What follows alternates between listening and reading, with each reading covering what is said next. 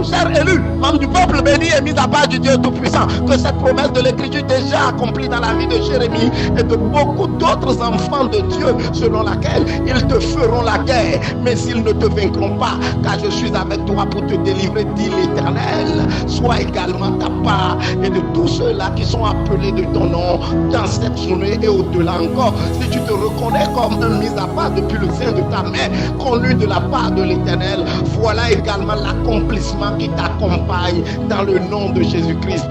Amen. Passe une excellente, bénie et féconde journée et que l'Éternel veille encore sur sa parole pour l'exécuter dans ta vie. Amen. Notre méditation matinale est tirée du livre de Joël. Joël chapitre 2 au verset 11, il est écrit: l'Éternel fait entendre sa voix devant son armée, car son camp est immense et l'exécuteur de sa parole est puissant. Car le jour est grand, il est terrible.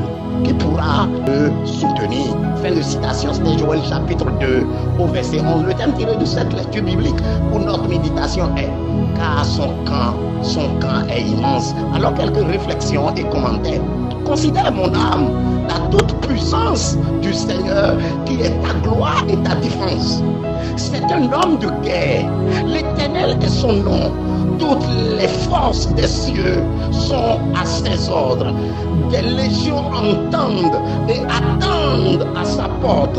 Chérubins et séraphins, les sentinelles et les saints, les principautés et les puissances, tous sont toutes attentives à sa volonté. Si nos yeux n'étaient pas aveuglés par la cécité de la chair, nous verrions les chevaux de feu et les chars de feu tout autour du Seigneur bien-aimé.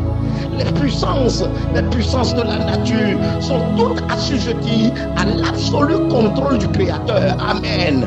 Le vent orageux et la tempête, l'éclair et la pluie, la neige, la grêle et les douces rosées, l'encourageant brillant du soleil vont et viennent sur son arrêté.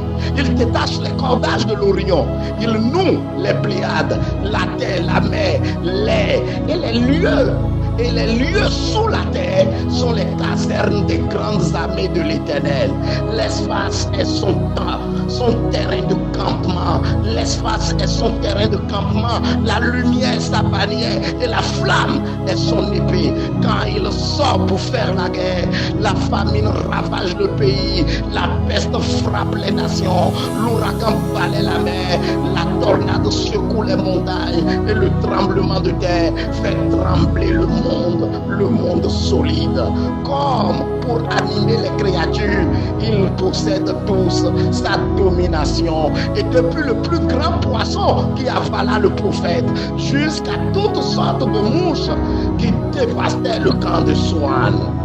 Tous sont ses serviteurs, comme le ver, la chenille et le ver rongeur. Et le ver rongeur sont les escadrons de sa grande armée, car son camp est grand. Son camp est grand. Alléluia. Mon âme, regarde afin que tu sois en paix avec ce puissant roi.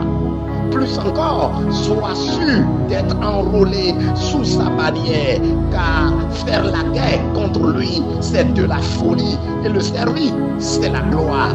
Jésus, Emmanuel, Dieu avec nous, est prêt à recevoir les recrues pour l'armée du Seigneur. Si je ne suis pas déjà engagé, que j'aille à lui avant que je ne m'en aille encore ce matin, et que je le supplie d'être accepté à travers les mérites de Jésus. Et si je le suis déjà, comme je l'espère, un soldat de la croix, que j'ai bon courage, car l'ennemi est sans force comparé à mon Seigneur, dont le camp est très grand. Alléluia. Pas le contraire, il est immense son camp. Alors tout ennemi qui se présente devant toi forcément se retrouvera petit et très petit. Qu'il en soit ainsi, et que l'Éternel reste et demeure grand dans ta vie, aujourd'hui et toujours.